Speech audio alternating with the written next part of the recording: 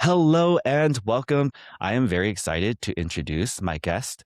Here today, I have Ben, which Ben, how old are you? Like 9 3/4. Nice. So almost 10. And he's here with his parents. We've got Christine and we've got Gary. So welcome to the show, guys. And today I would like to walk through picking your brain as well as Ben's brain around a couple of topics. But first, Ben, I was hoping maybe you could share a little bit more about you. So you're 10, and could you maybe share with our audience something that you like to do? I mean, I would say yard work, but What? all I do is swing a baseball bat like a maniac out there. So it's not really yard work. What do you consider yard work? Do you when you say yard work, are you thinking like gardening or are you thinking like playing in the yard? It's mostly like weeding. Yeah, Yeah. Yeah, it's more like Oh. clean up. it's a jungle out there practically. So when you do yard work, is the original plan to pull out the weeds, but then you end up doing something else? The original plan is whack the weeds, don't rake them, go back in. But then you end And up swinging a maybe pull baseball out bat. the pickaxe. He likes the equipment. I see. Walk us through some other things that you're pretty Yeah. interested in. We have a 3D printer next to us. Yes. Yeah, that's his big Yes. thing right now. So Ben shows me a lot of his 3D printing stuff all the time. What's your favorite thing about 3D printing? I guess the assembly part. Because if it's just like a figure, like an action figure, I don't really like it. I want to like color in the armor and assemble it and then just like put the arms to the torso, put the legs on the torso, attach the head to the torso. Yeah, so you actually print out multiple pieces and then put it together for a final piece, right? Yes, I have So multiple examples of that in my room. so does that mean you have to kind of like print out different colored items as well? So you use a lot of different colors? Normally I just use white because acrylic marker works remarkably well on white filament. Oh, so that's what you meant. So you printed a lot of your things out in white and you actually have an acrylic marker and you're coloring it. So then what's probably the coolest project or your favorite project you've worked on? Oh, You know wow. what? Wait, Ben, maybe can you show us maybe at the end? I was Yes, thinking actually it would be a cool idea You can if you describe what gave us a you little would- show and tell of some of the things you built because I know that some of the kids that are watching would probably be pretty interested in checking that out. Yeah, and then so you said 3D printing Minecraft. What do you like about Minecraft? What do you Yes. like about the game? Between I don't know. I know there's 3 modes. There's creator, survival, and hardcore. What do you like to play more of? There's 5 modes actually. 5 modes? Survival, creative, adventure, which is like survival but you can't break blocks, and then hardcore and spectator. What do you end up playing more of? I like creative most of the time. hmm Why is that? Well, the thing is with my server, it's bigger. And most of the time there's like 2 or 3 people playing. Like it'll be me, Landon, and Rudra, or me, Ethan, and Mm. Landon. Finn doesn't really get Play in that more. much. So you kind of get a So community of there's friends not, together. yeah, but then again, because of that, there's not many open resources because we're all just Oh. crammed together on like 2 islands. Oh, so then you guys kind of have to share the resources, but don't you guys end up like building something together or do you guys like build separate things? Most of the time, we just build separate things. I see. Sometimes we'll build one thing together, and then someone will just kick out all the others and wing it. What's which probably most of the time is- craziest thing that you guys have ever built? Might be you haven't seen it. No, Number 1, because you rarely get on. Number 2, I'm not really part of that community. Okay, got it. Me neither. number 2, it's at build height, so no player can see it. Only the Okay. ones you allow. Yeah. Okay. And there is a secret warp lamp network which teleports you up there. Wow. It's build height, and it's like this gigantic platform with just a bunch of buildings. Like Do you there, Go ahead.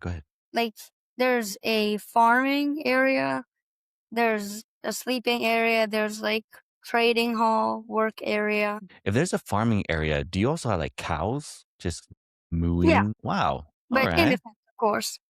Huh. Okay. And then they eat the grass, and then Yeah. is this how you get beef too, or is that too realistic? Around day to day, we do have a few cow sacrifices. Anyways, so moving on to the next topic. So, Ben, when when I first met you, I think that what was the challenge you were facing? Was it a bullying situation? Yeah, boy. Yeah. How long ago was this? Mom said that it'd be a year today.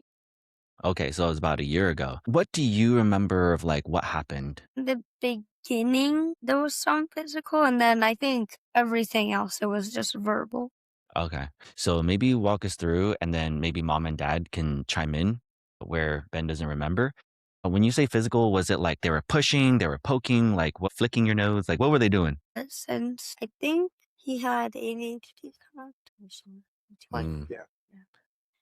But he wants to know like how did it start? But the beginning of the year, we were both new kids, and I was sitting next to him. And occasionally, it'd just be like a punch to the gut or something. Oh my goodness. Like a punch to the gut. Like was it like boom, powerful, like knock your feet up off the ground, backflip, or That's an example. No, like No, that's not necessary. like Be the bully. no, like this. just for those who are listening, Ben was demonstrating on dad what it looked like. And so how did it feel? Was it like, did it end up making you really hurt, like your stomach ache, or it just felt rude, or how did it feel? I guess just mean. Some was chest, so I got what was it, like a minor? Yeah. So there was an incident where it started to get really physical, where punching was taking place in the chest area. And, Mm. that's your heart. So we actually took him to go see his physician, and they kind of diagnosed him with some minor heart chest wall Oh injury. my gosh. So that was right there, something very serious on like our side.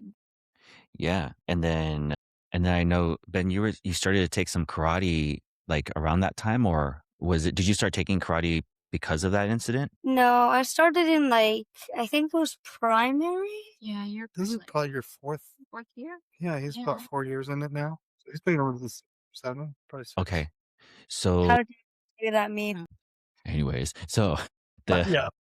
the the bullying situation happened 4 years into your karate training, right? Did you end up using your karate training? I guess it was just like normal stuff Mm. happening. Like normal, like, oh, kata this month, kata 2 months after. But yeah. When You we said talk- kata? Yeah. Sorry, go ahead. Oh yeah. Wait, I was just catching up with or trying to follow along. So you said you were doing katas, or? Yeah. Oh, okay. Gary, what were you saying? I was just saying, as far as the question goes, if he used it to defend himself, he really That was didn't. the question. Yeah. No. Yeah. Yeah. And we talked about that too, whether or not he felt comfortable doing that, and he just didn't. He was worried he'd get in trouble. Yeah. So this is actually, you're not the only one, Ben. Actually, I felt the same way when I was a kid. Well, actually, I did karate when I was 7. So actually, I don't know if I ever told you, but I was bullied when I was in first grade, and I was bullied by a 5th grader. But the 5th grader didn't really hit me or there was no physical bullying. It was all verbal. And I don't know, it was just a combination of things. I've never had another kid actually be mean to me before, so I just didn't know how to take it. It's like, what did I do wrong? Uh, the kid was just like a tower over me. 5th grader compared to like a 1st grader, he's basically blocking the sun standing in front of me, you know? I just didn't know what to do. I didn't know what to say, so I just started crying. And I actually found out a few years ago that I never told my mom about this. I just told her I wanted to take some karate classes, and she was just like, okay. And I signed up for some karate classes. I saw that it was happening in the auditorium after school. So I would like pass by and I would just see them like, oh, how cool. So that was like the first thing I thought of. It's like, I need to do that, because if I do that, who will mess with me? But then let's say in middle school, because that was that was like 1st grade. And I did it for like 2 years. To be honest, I don't think I really knew what I was doing. I was just like following along, copying the moves. And I don't know, I think I was just trusting the process, but I think I still didn't really know much. And then when I got to middle school, because what was I saying? 2 years later, I think the instructor made probably moved. It's just the classes were no longer available. So then I didn't have any training until middle school. And that's when a new friend of mine introduced me to a kung fu school. And I was like, sure, I've seen lots of kung fu movies. This has to be pretty cool. And so I stuck with that all the way until I was like nearly 30. But when I was in middle school, I was bullied, like racial bullying. So I was one of the few Asians in my school. And so kids would like walk by me and just like slant their eyes. And I mean, kind of understandably, I just looked different. And if you're not exposed to diversity, then you kind of just can't help it but see someone that sticks out like a sore thumb. And I didn't really speak up for myself because I think that I was nervous of like, is this the right thing to do? I don't like confrontation. I don't want to start a fight. That's the last thing because in the training, right, Ben, it's you're learning this for self-defense, but you can get in trouble if you just go and start being evil and start picking fights to like, hurt people. And that's not what you want to do. So circling back, I think the reason why you didn't want to use your training was you didn't want to get into trouble and you also didn't want to like use it the wrong way, right? Yeah. And then did you ever feel like you felt uncomfortable? You didn't like what the kid was doing, but thinking about what the right thing was to do, it still you didn't feel very comfortable with doing your karate, right? Yeah. Yeah. I'm just saying, I felt the same way. So I pretty much let people treat me the wrong way for a long time because I didn't want to get in trouble and I didn't know anything in between just voicing myself versus actually hitting them. I didn't know anything in between of like, how do I handle just the words? What do I say? What do I do? Did you ever feel that way? Yeah. So then walk us through a little bit more your story. So your bully punched you in the gut, like repeatedly, or just like it was only one day? Repeated. Like every other Tuesday, or was it like a couple times a week? Like how often was it happening? Pretty much every day. Every day. How did this even start? Like any ideas? I don't know. He just looked at you and was like, "You're my target." Like Yeah. looking back, do you Can I chime in? So The way I recall it, this kid just has a lot of energy, mhm. and he's very physical. He's used to that with his brother, Mm. and so a lot of times he would be Ben and he would be fine, and they'd be friendly, and then he would flip a switch, and he'd be very aggressive towards Ben. And I don't think he was physically bullying Ben daily, but he was bullying him daily. Like he would turn other kids against him, like trying to ostracize him from the group. And then he'd go back to being buddy buddy with him. And then sometimes it escalated to more physical. That's how I recall it a lot of times. Does that sound right? Yeah. Yeah. Ooh, So so that tough because he'd be nice sometimes, mhm. and then you'd flip a switch and be really mean. Kind of reminds me of that one character in the movie. Which movie was it? The Halloween, the Nightmare, what's it called with the Jack Skellington? Nightmare Before Christmas. Nightmare Before Christmas. And there was a character Oh, the mirror. whose head would turn around and sometimes he'd be nice and his head would turn the other way and he'd be like mean. I kind of Yeah. feel like that's what you were dealing with. So that sounds kind of complicated. It's like he's Yeah. your friend and then he's not your friend, or he's Yeah. your friend, but he's not treating you the right way. Yeah. That is complicated. So how did you end up handling that thing back then? Do you remember? I mean, I remember telling Mr. Cho. Mm-hmm. teacher? Yeah. And then what happened? It didn't really do anything. Oh, What would your teacher do? he would be your friend and then he would mistreat you. And you told your teacher and your teacher ended up talking to the bully, right? Yeah. And then did it get better or did it stay the same? Most of the time, it would make him more angry because he got in trouble. Ooh, how interesting. So basically, your bullying situation got worse after trying to solve it by doing the right thing. You told the teacher, which, by the way, is kind of like the standard thing to do is tell the teacher, I do have mixed feelings about that tip, though, for a lot of parents who are listening. I think that we can typically see this work well when kids are like 5, 6, 7. At this age, it's kind of like it's just a child development, and at that age, what we see is I'm in trouble. I'm not going to do that again. But once kids are like past the age of 7, so you were 8 when that happened, right? Yeah. Yeah. So for those who are listening, if your kid is like 7 or 8 or older, telling the teacher sometimes does backfire on kids because then what happens is then it becomes this like revenge. Like you just got me into more trouble. The teacher told the principal and the principal called my mom and now I'm in trouble. So I really don't like you now. Because what at that age, no kid is gonna understand I've got to take accountability for my own actions. That was my fault. I should not be misbehaving. No 7 or 8 year old is going to do that. I mean, if they do, they probably also don't have the character to like go and mistreat another kid. You know what I mean? So telling the teacher sometimes can work. Sometimes it doesn't work around this age, 7, 8, 9, 10, everything above like 7. So at this point, knowing what to say and how to say it strong, stern, and calm is way more powerful because then the bully ends up respecting your child instead of losing respect. So back to you, Ben. So you told the teacher it made things worse because the kid got into trouble, right? And then what happened after that, after it got worse? I did tell the teacher like multiple times because it was just getting worse and worse and worse. And then after that, I think I went to you. Yeah, that's when we Okay. started with Ninja. Okay. So then before you met me, were you also telling the bully, like, stop, I don't like that? Like, were you Yeah, using your words? You already were doing that? Okay. Gotcha. Did that work a little bit?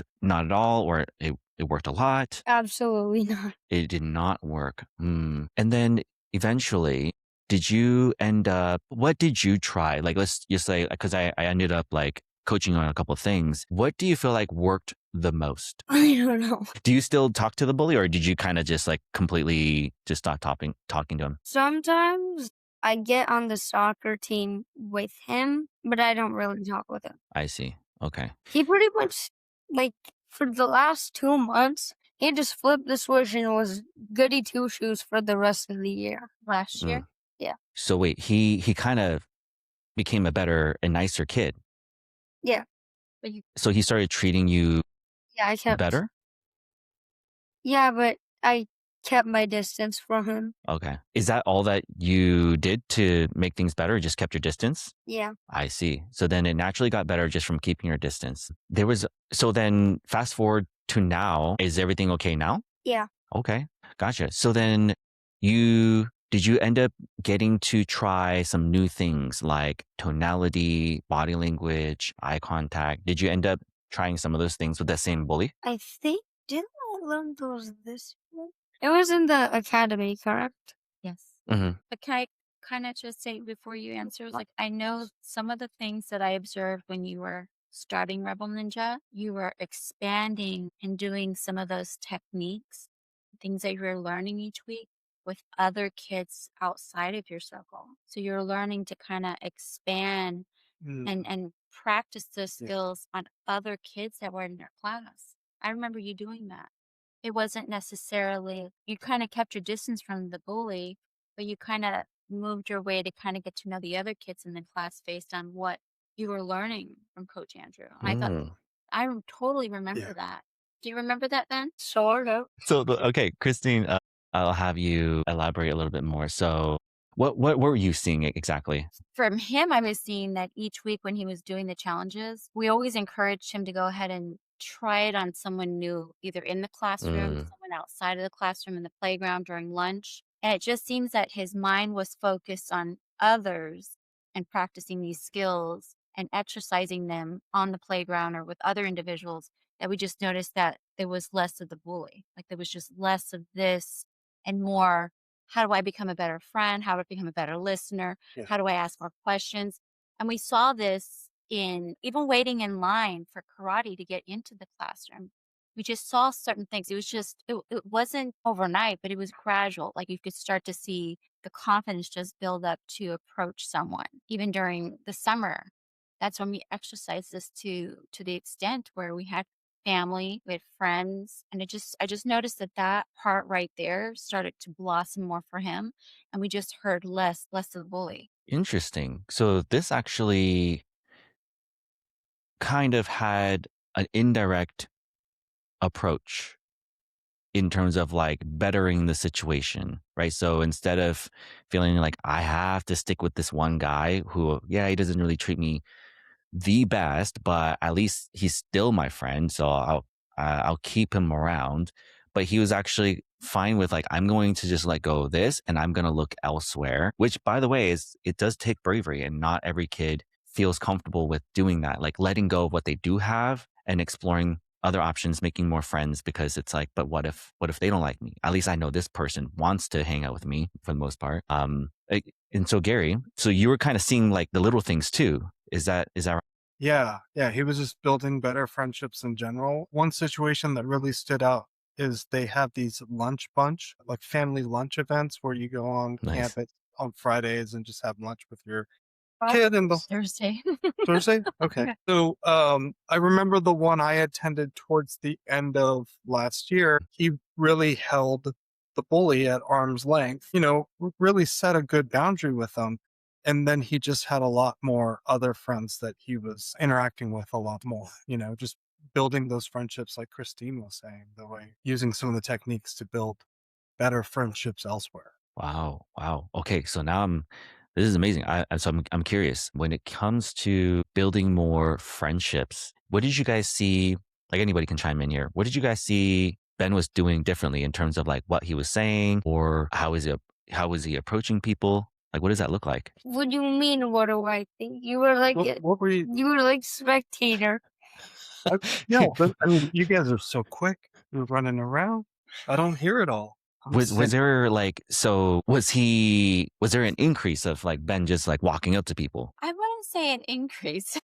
So it Okay. was very gradual, but I know that there were different settings in the classroom that encouraged them to kind of branch out, and then he took that opportunity to go ahead and let me do the best friend challenge. Let me ask some questions here. What did you do this weekend? Oh, what did you like about that activity? Or what's your favorite food? Oh my goodness, I like that too. What is it Wow. that you like about it? It just things like that. It was just expanding, and that kind of nurtured that, oh, I'm I'm giving my attention to one person, I'll give my attention to another, but really getting to know them that way. And I've noticed that those relationships that were being fostered during that time have exploded this year. Like they're Wow. maintaining friendships this school year and expanding. It's just nice to see it that way.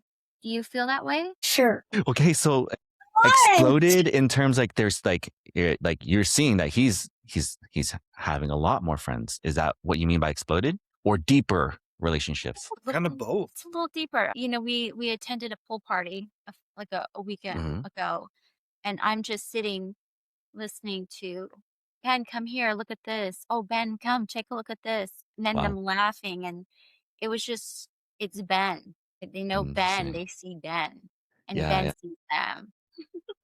You Do call me better than the karate Bennett, people. Bennett, Bennett. I'm just abbreviating, but yeah.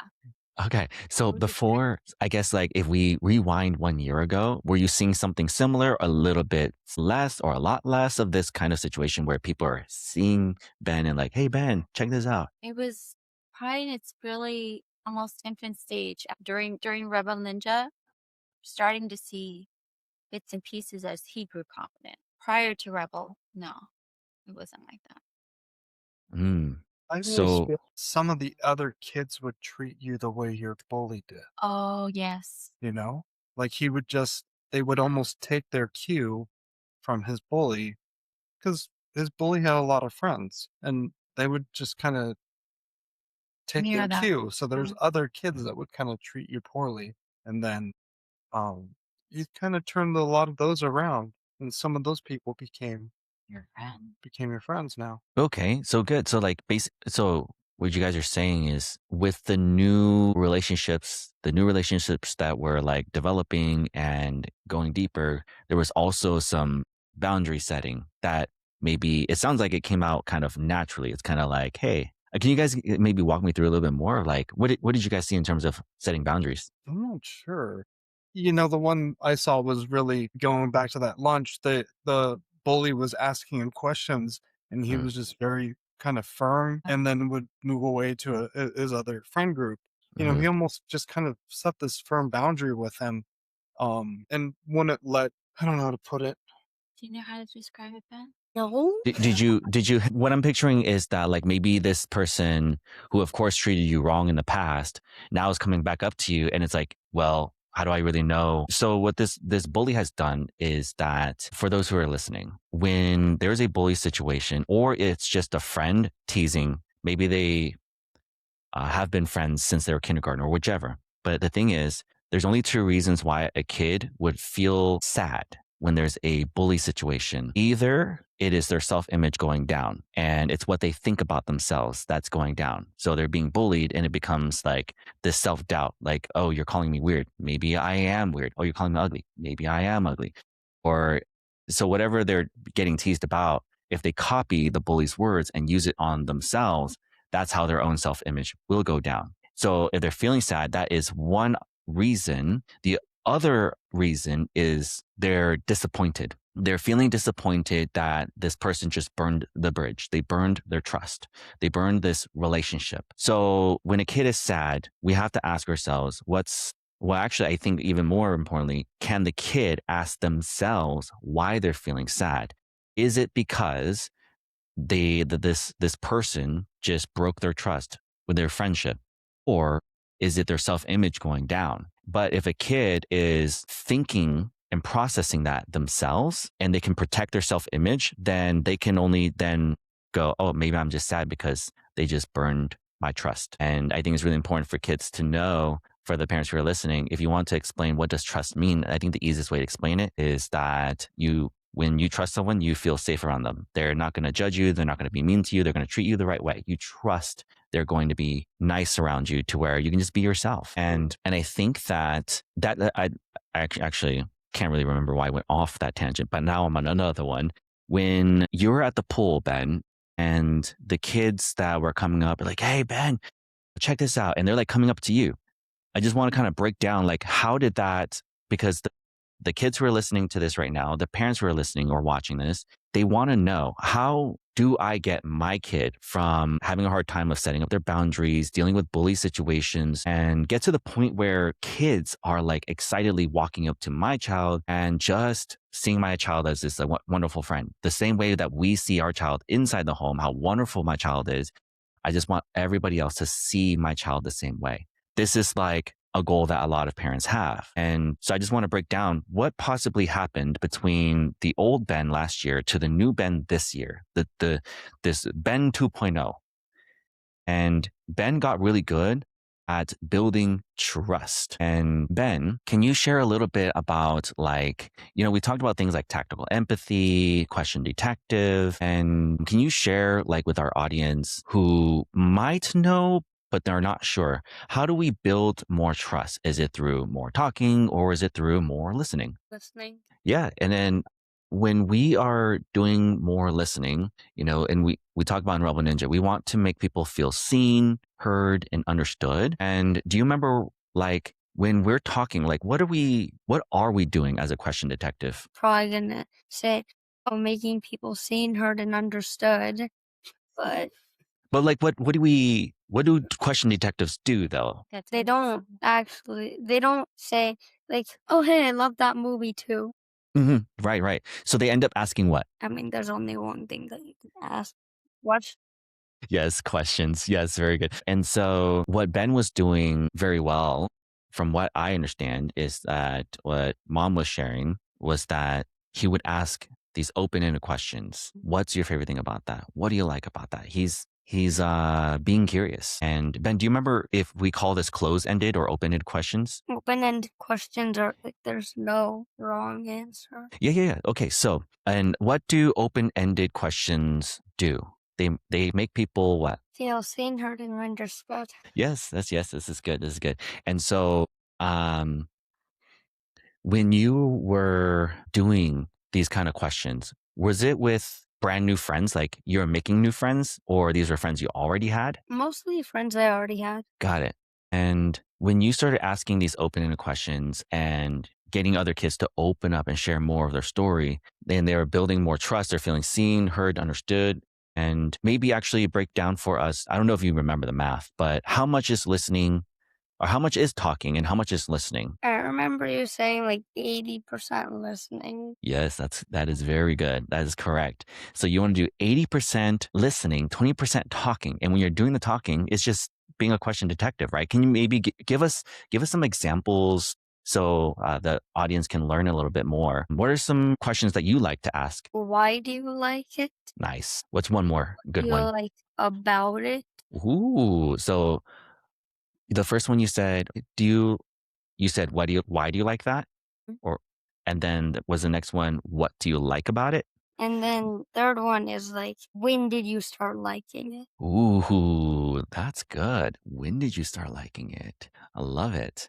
Can I share a couple more that are some that I also like to do for myself? I like the one, what is your favorite thing about that? And if you rewind to the beginning of this podcast, I actually used it. And the reason why I like to ask specifically the words favorite or love, it's like, what's your favorite thing about this? What do you love about that? Because when, what's really cool is that if we, like the words that we use, once the other person hears it and it goes into their brain, we have the power of making them feel sad. We have the power of making them feel happy. Like our words literally have that power. Their brain is going to have to process our words and they can change their emotions. So when we ask people stuff like, how was your day? It's like, it's not bad. It's not great. It's just like in the middle, neutral. But then if we ask, what was your favorite part of the day? They're going to pick something that makes them happy. And then they're starting to remember it and think about it. And now they're having these happy thoughts and they're feeling great. And they're sharing something that they're enjoying. They're like, my favorite part of the day was recess or lunchtime and then now what we're looking for is their eyes to like light up with like excitement. And then you ask them, so what was your favorite part of the day? And then, and what do you love? Or let's say you ask somebody, what video games do you like to play? And they say Minecraft. And then maybe the next question is, what do you love about Minecraft? Something like that. It's just the same idea. When you ask somebody, what's the favorite thing about this?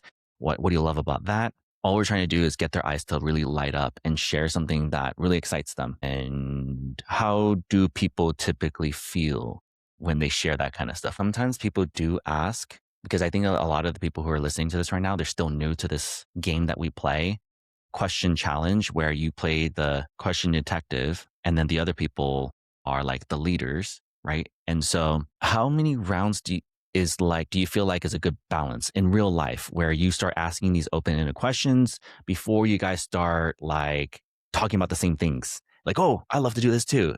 You know what I mean? How many questions do you typically go before it's a normal conversation? 5 questions. Nice. That's pretty good. I was thinking anywhere between 3 to 5 is pretty good. But the fact that you can go up to 5 questions really shows that you're a very curious person and you really want to listen to people. And I think that takes more discipline to stay focused on the other person rather than bringing the topic back to yourself. Ben, can you share with us what is everybody's favorite topic? Themselves.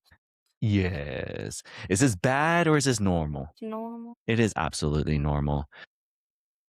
The reason why I brought that up is because for a lot of kids, they get really nervous about walking up to make new friends. And I think one of the things that I really want to highlight about you, Ben, is that you were brave, you're courageous, because I talk to a lot of kids, I work with a lot of kids, and they have a hard time being assertive, speaking up, voicing themselves and telling somebody, I don't like the way you're treating me and these kinds of things. They have a hard time doing it, not because they don't know what to say. They usually have already talked to their parents about the bully situation. What should I do? What should I say? How do I handle it? But then they end up doing nothing when they get to school or wherever the bully is. And the main reason was because they were afraid that something bad would happen if they did the right thing. And so we call this a scarcity mindset, meaning that, yeah, if I end up voicing myself, if I do the right thing, the bad thing that'll happen is I'll get rejected. This is just a simple version of it. If I do the right thing, I'll get rejected, which basically means if I tell this kid no, I might feel bad because I'm disappointing somebody or I'm upsetting somebody. And that for a lot of kids, it goes against their core values And I think that a lot of kids they can't explain it this way, but they have core values like being loving, being kind, being nice. These are things that they learn inside their house. So if they have to voice themselves, they feel like they're doing the opposite. I'm being a mean kid for disappointing them. Right. And so that's also why I didn't like confrontation, because in my head, only mean kids were confrontational. So, but then there's a deeper fear, which is like, but if I do this, then that person will leave me. That person has been my friend since the beginning of the school year. And this is kind of the person I hang out with normally. So then if I do say something, then I have nothing. Right. So this is a deeper fear of why a lot of kids don't voice themselves. How do you How do you work on it? work on improving that? Exactly the way Ben did. So I call it like a safety net. So like a metaphor would be like when we watch a circus performer unicycling on a tightrope. I mean, I can't even unicycle, period, let alone on a tightrope, hundreds of feet in the air. So the question is, how does a human being accomplish such a skill with such a risk? They only develop this skill through lots of repetitions, by the way. So you have to imagine this person had to do this like 100 times without dying. The only reason why is because they have a safety net. They have the confidence to go and do something risky because in the end, they have this safety net. They'll be okay. And so what Ben ended up doing was he started building his safety net. And so this is like the Rebel Ninja approach. It's like before, yes, we have a bully situation. We got to handle this. But no matter how much we talk about it, nothing's even going to happen because it feels too risky. So I know nothing's going to happen, even if you know all the strategies, all the techniques. And even if we role play this a bunch of times, in the end, the fear is still there. So we have to get rid of the fear. So the root of the problem is the scarcity mindset. To get rid of a scarcity mindset, you need abundance, but not in the way where a lot of people think like, you know, like let's speak abundance into our lives. For a lot of kids, it doesn't work because they're like, well, if I just say this stuff out loud, like people will like me, I'm lovable and I'm likable. How does it become true? So what Ben was doing was he was building actual evidence that it is true. People like me for who I am, but he had to learn some strategies, some games so that he can build that evidence in a way that he's going to have a high probability that it will go positive. He will get these positive experiences because the risky thing is, and kids know this, they know that social situations are highly conditional versus home because sometimes a lot of parents are like, but I love them so much at home. They're treated so well. I don't know why they get so nervous and shy about making new friends or voicing themselves, saying no instead of saying yes, and people pleasing, or isolating themselves away from other kids because they're a wonderful child. I don't know why they feel scared. And it just comes from one negative experience will teach a kid that, well, I don't want that to happen again. So this time I'll just stay quiet. Or this time I just won't walk up to someone. Well, I'm not going to go and say hi because the last time I said hi, I just stood there after that. And I just got awkward and that felt terrible. And I don't want to walk up to someone and say hi again. Or I don't want to voice myself again because someone did leave me. So in the end, kids need to know, where do I belong in two places, home and outside of home. And they know that home is unconditional love. Outside of home is highly conditional. No one's going to love me like the way I can receive love at home. Kids have realized that at least around 7 and up, that's when they start getting a lot more self-conscious because they're starting to see the world the way that we can. And they're like, if I walk out of the house looking the way I do, my skin, my hair, my clothes, maybe it's the music I listen to, the games I like to play, the slang that I'm not using, the slang I am using, then rejection happens, negative feedback happens. Because the more you are yourself, the less you are like everybody else. If you are more like yourself, you stick out more, then the people who are insecure will see you sticking out like a sore thumb, pick on you as the target. Then this person becomes the victim. Then this person has these triggers through these negative experiences. You know what? If I do this or if I do that, act this way or talk about this, or even just like have any attention to myself, something bad's probably going to happen again. So I'm going to be quiet. I'm going to hide. I'm going to blend in because then the more I blend in, the less negative things will happen. And it's true. And so it's like, but whose fault is it? It's, well, hurt people hurt people. So I don't really see anyone's fault. It's just like, you just have to get good at knowing who you are, being authentically yourself, learn how to protect that authenticity. But then you can't protect that authenticity if your fear keeps getting in the way, but then something bad will happen. They'll leave me. They won't want to be my friend. I'll get rejected. I'll be lonely. I'll be outcasted. So then the answer to your question this is a really roundabout way of answering it. But then the solution is then we have to build abundance. But the way we build abundance is through evidence. But you can't get that evidence that a bunch of people like me. You can't get that unless you go and actually create that evidence. But then it's scary to create that evidence when you don't have a safety net. So we have to have little baby steps in building this safety net. That's why like a lot of the games that we started with Ben was like the compliment challenge. It was just like, because the compliment challenge, for those who are listening, it's like you just walk up to someone and compliment them. Believe it or not, it's actually still very scary for a lot of kids who have dealt with negative feedback already, or just negative experiences with talking to people they don't have any relationship with. So the compliment challenge, there's like easy, medium, hard. You just compliment someone in the house. Medium, go and compliment someone you haven't seen in a while, like an auntie or an uncle or grandma or grandpa, your neighbor. So there's like some familiarity, but it's not an everyday person you see all the time. So you are now stepping out of your comfort zone, because now you're dealing with a little bit of doubt. You're dealing with a little bit of like, what's going to happen? Right. And so we want to do that without it being overwhelming. Once that feels easy, then we can do hard mode, which is go and compliment someone in your classroom. That's compliment a stranger. So compliment another kid you don't talk to. Compliment someone at the birthday party you've never seen before. Compliment the cashier when we're at the store, right? Or we're ordering food. Compliment the waiter, the waitress, something like this. And so all it really does is what Ben was doing was he was collecting more and more evidence that like, I don't know what I was nervous about. This is actually nice. I said this and then they smiled. I did that.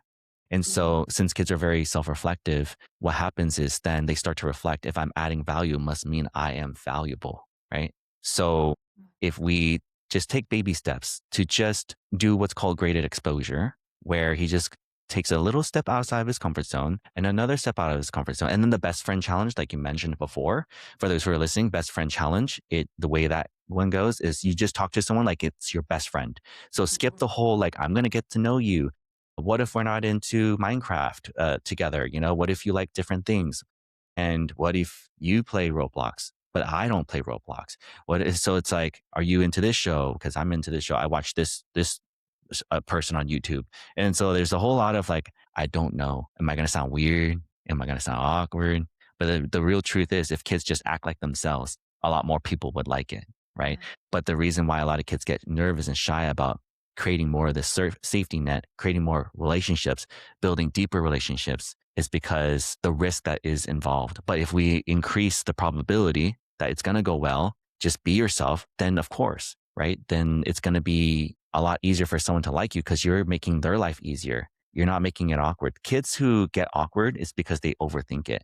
They're overthinking all the doubts. Like, what if I sound weird? What if I sound awkward? What if we don't have anything in common? What if they don't like me? That's the biggest concern. But then once they start doing these games and they start getting proof that, well, that one kid, that went well. That second time went well. Third time, 10th time went well. 10th time did not go so well.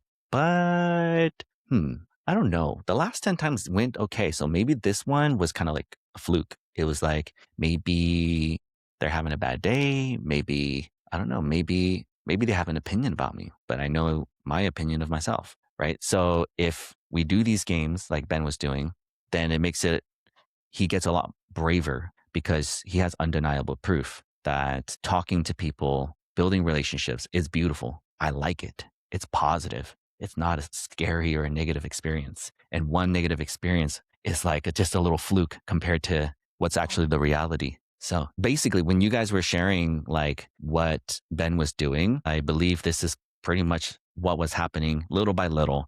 Because would you guys say that when you guys saw him talking to people more and asking these actual like meaningful questions, this is something that didn't happen overnight? Was it something that happened overnight, or was it something that happened little by little? Yeah. Ben, currently now, can you share with us like how do you feel about maybe talking to strangers, kids you've never talked to before? Like, do you get a little nervous, a lot, like really, really nervous?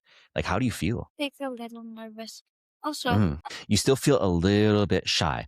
Now, when you feel a little bit shy, does that ever stop you from like going to talk to someone, making a new friend? not really. Not really. Walk us through like how, because some of the kids feel really shy and they end up not doing Mhm. anything. They don't go and talk to someone, and then they kind of go like, "Oh, I don't know why I just can't feel brave." Do you have any advice for the kids that are listening? Like how we did at the rock climbing place. Just jump off. It's like ripping off a band-aid. The more you think about it, the worse it is. How fast do you kind of have to just take action? Like, what do you think? Just like as soon as you think, hey, it'd be nice to go and approach this kid, just do it. Because the Mhm. longer that you have the idea in your mind, the more shy you're gonna get. Yeah. Is that something that you've experienced before? Yes. But now you don't even try and wait anymore. You just go. It's like Yeah. ripping off a band-aid. Well, okay. So some kids that are listening to this, they're going, that makes a lot of sense. Rip off the band-aid. But I'm still feeling really, really scared. What do you say to that? Just try your best. Just try your best. And then let's just say they do try their best. It still came out a little awkward. And it wasn't really the greatest experience. Should they quit or should they keep going? As you said in like 25 videos, if you feel uncomfortable, good. Nice. I Suppose say that a lot. Did it match? it's supposed Okay. Okay. So you're supposed to feel uncomfortable. But you know what? A lot of kids haven't heard that. Like they haven't heard that a bunch You of never heard times. that, What yeah. what do you maybe in your own words, can you explain why is that even good? Why get out of your comfort zone? Why do that? it's like practice. Mm. Because the more that you do it, the easier it'll be. What if a kid's like, yeah, but that's like other kids. Other kids can get brave. Other kids are really good at talking to other people. I'm just not. What would you say to that? You're not supposed to be good when you start. You're Oh, you're not supposed to be just perfect at it. Take it's Father, for instance, when he first swung a pickaxe, it was probably not that great. Uh-oh. Are we going Now- back to gardening? Right now, you're pretty good at it. Let's No, let's no, do no, no, it. no, Let's- no, no, no, no. okay. Okay, whether you're shy or whether you're gardening, your point is that when you first start off at something, it's totally normal if you're not perfect at it, right? And I think what you're sharing is that don't give up, keep going, like keep trying because you will get better. What mindset do we call it if someone's like, they mess up one time or they make a mistake one time, they fail once, and then they're like, I can't do it. I'll never be able to do this. I'm not someone who can do this. What kind of mindset do we call that? Fix. And what advice do you have to someone who says something like, I can't do it? Can't believe I'm saying this, but just put yet at the end of the sentence. I love it. So then they say something like, I can't do it yet. Excellent. I love it. Very cool. No. Learn from Coach Andrew helps us adults too. Yeah. So thank Yeah. you.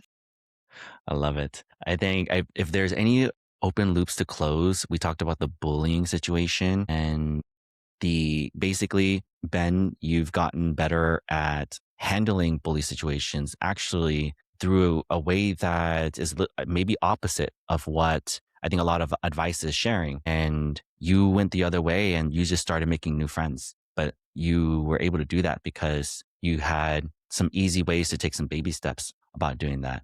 But first of all, even if you have all the baby steps in the world, I can't make you do it. Mom can't make you do it. Dad can't make you do it. In the end, Ben made the decision and he took action. And so I just want to celebrate you. So great job, Ben, because that takes bravery and it takes courage to go and do that. And would you say your life is less or more beautiful because of that? Yeah, absolutely. And I have one question for your parents and then one question for you before we end the episode. Ben, do you have any advice for the kids who are listening? Maybe around bullies, if they have a bully in their school, their classroom. What advice do you have? I'd just say, like, if they do start out nice and then they start getting mean, like mean for like 2 days and then nice for the rest of the week, if they keep doing that, then just separate yourself from them. What if separating ourselves from them feels scary? Because then we'll feel like we don't have any friends then.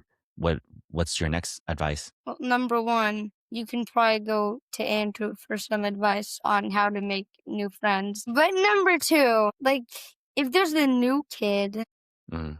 then you might be able to make friends with them Because I feel like with new kids, it's easier because they're new to this school. They don't really know anyone. So if you approach them first, it's going to be easier to make than someone who's been at the school for, say, like 2, 3 years. Such good Because they advice. probably have a lot of friends. Yeah, yeah. I love that. And they're probably more than happy to Yeah. have someone just walk up to them.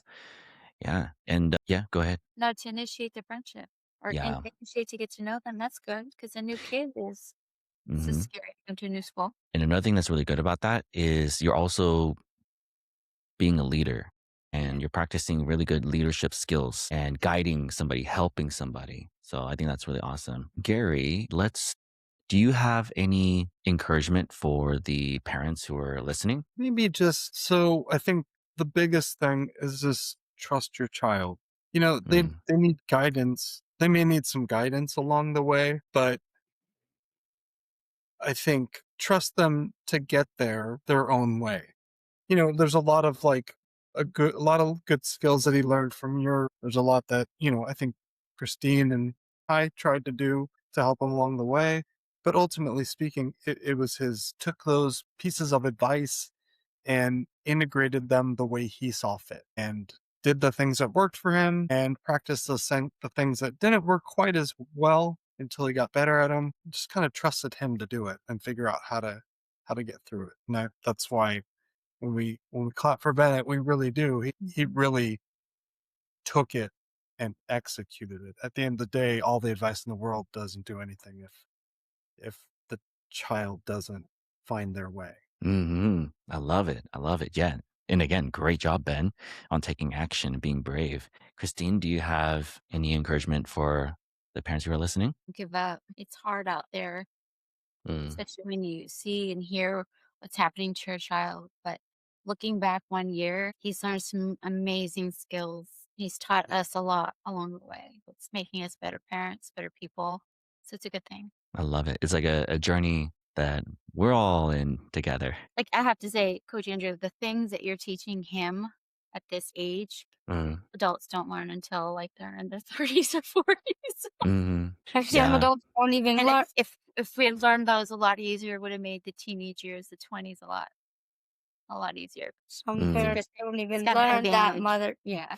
He's got an advantage. So thank Yeah, you. yeah, absolutely. You're welcome. You're welcome, and thank you for sharing that. That was the whole purpose was to take, and I think that this is what every parent's trying to do, anyways, is to make sure that their kids don't go through what they had to go through, right? And I think the hard part is sometimes being able to translate that in a way that a kid can understand it, and then also know how and when to implement it and take action on it in a way that feels safe to them, right? And so it's basically been my life purpose to take a lot of these things that were actually created to solve problems in adults' lives because they didn't have it as a kid. So they have to figure a lot of these things out for their own professional careers or their businesses or their own personal relationships. It's all just self-improvement stuff, right? And I just thought like I wish I had this as a kid. Even though I wouldn't change my past, but I notice history tends to repeat itself. So what I can do is prevent history from repeating itself with this next generation, with these amazing, wonderful children who inspire me. Like I want to be more like them and them less like me. And so they have this joy and this light in them. And somewhere along the lines, it tends to disappear as they get older because the world is not always the friendliest place. Outside of this home is not the most friendly. So, but getting them to really be reinforced with like, what does it mean to be authentic? And then learn how to protect that authenticity and then go and just leave every area around you better than how you found it. And life just feels amazing and rich and they're protected and they're joyful and they're happy. So that was the whole purpose. And so you sharing that meant a lot. So thank you. Thank Yeah. you. Awesome. Well, everyone, thank you for listening. And if you really enjoyed this, don't forget to subscribe. If you're watching on YouTube, don't forget to download this. And thank you, everybody, for listening. Hold up, I gotta get my thing. Oh, yes. And bonus credits at the end.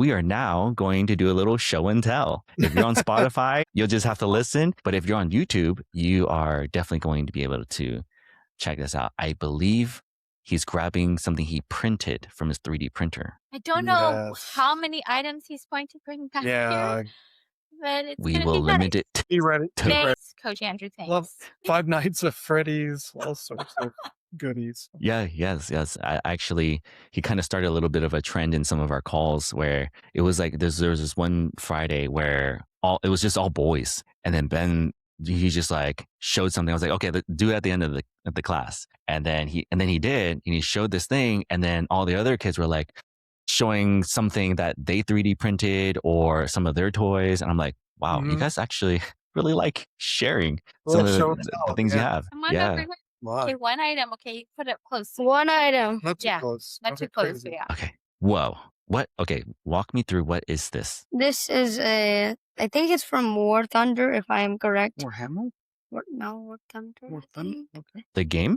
He told me. Maybe show. Um, Want to lift it up? yeah, Ooh, it's nice. 3D printed. I'm gonna turn Wow. it around so you can show it. I would have thought that you bought those pieces separately, but you printed those things. Yeah, you Yeah. put them all together. But it took long. The red pieces took 7 hours and 20 minutes. The white pieces took like 7 hours and 12 minutes My goodness. To print it or print and put it together? to print it. So Wow. how? It probably took like an additional like 2 hours to. Paint it and assemble or color and assemble. Right. Would you Well, say coloring 3D the white printing? ones took, like 2 Uh huh. days. Would you say that 3D printing, like, you have to be patient? Yeah, I made an exoskeleton hand that's supposed to make you stronger with rubber bands. The white parts took 15 hours, No way. and then the red parts took another 7 hours. That's crazy. But that's also crazy cool. I feel like that's got to 3D teach you printing is not patience. for the lighthearted. No, I definitely. And if you print something and it breaks or it just doesn't, it's like something goes wrong, that's probably not very exciting. Yeah, no, I had one print where it's like it just kept on getting errors, Oh. like error after error after error. No way. And then how did you deal with that? Did you crash out? Did you rage? I forced Dad to fix it. Not Okay. for Did you initially like crash out at all? Yeah. You did? And then then- how did you calm yourself down? is it? But quick question, how did you calm yourself down? Because sometimes kids work really hard on something and a mistake or a failure happens and then they crash out. Do you have advice around that? Deep breaths. No, but seriously, what helps? What helps you, Ben? That might help somebody. Just taking a break. Take a break. Yeah, so step away from the thing that's causing you this pain. Distress. Or Yeah. force your dad to fix No. it. Okay, that's solution-based thinking. That's pretty good. Awesome. But taking a break is also pretty good. Nice. Awesome. Well, thank you for sharing. He has gotten much better about fixing it himself too, though. Oh. So Nice. it's easier to start than a lot of people think. But you Mm. do need to be willing to do some troubleshooting. So you just look up on YouTube and find the experts that tell you how to troubleshoot, and then eventually he learned some of the techniques, and now he does I it love it. himself. Yes. I'm Yes, putting absolutely. everything at PTFE too, but Yeah, don't talk we'll about that. talk We'll about talk that. about the details later. Okay. Anyways. Sometimes we troubleshoot a little more Yeah. cautiously, but that's all right. We all make All right. working on it. Okay. Come back. Okay. Awesome. All right. I'll say this last thing for those who are listening. Ben used to have dad troubleshoot everything and fix things, but now he's working on doing things himself and going on YouTube, figuring it out. But this is actually a very important piece. It's building resilience has a lot to do with reframing. Yes, taking a deep breath. Yes, but also it is a skill, and it's a skill because then it's something you can highlight for your child is something about their character. The fact that you are able to, what you have to do is problem solve, and problem solving requires creativity. And sometimes kids already know what they want to do when they grow up. They want to be like a robotics engineer or something like this. And like a lot of the things that they want to do might involve creativity. So you have to highlight, like, for you to not crash out, you have to be really, really good at using your creativity. Do you have creativity? Absolutely. You play Minecraft, you like to 3D print, you put Legos together, you draw. So you have a creative mind. So this is now that's attaching to their identity. It's like, oh yeah, I am a creative person. must also mean that I can get really good at problem solving. So we attach creativity to problem solving. So anytime you crash out, anytime you're raging, you have to now try to figure out, use your creativity, problem solve this. And that's the thing about creativity. There's no script. There's no one way of doing it. You have to create the solution, figure it out.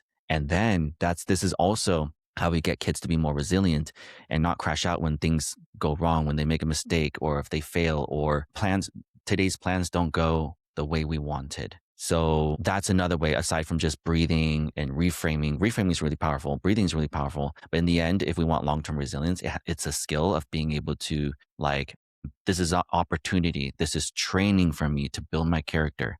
I'm going to use my creativity to problem solve. And that's what we're seeing, by the way. So I guess I'm sharing this because it's, yes, for the audience to learn this, but also if you're already seeing this now, you can always remind him to double down on it and to keep doing it. That's true. Yeah, because now we're trying to lock in on what's going to intrinsically motivate him to keep doing it. It's because it's building his character. And that's something that stays with you long term, because kids get really, they rage and they crash out when they think short term. So we want them to think long term. How does this one little loss turn into 100 wins in the future? Because I'm going to still 3D print. I'm going to still play Minecraft. I'm going to still play Uno or, whatever it is. Okay, cool. Well, thank you, everybody. Thank you, Ben, for joining us on the Rebel Ninja show, being the second kid to come on to our show. Thank you so much. Christine, Gary, thank you for coming on as well. And listeners, thank you for hanging out with us, and hope you guys have a great... Oh, wait, hold up. Ben, yes. Hold up. Let me just say one more sentence. Last thing. Subscribe or I will be under your bed tonight. What? Okay. Well, you guys, you heard the man. Make sure you subscribe.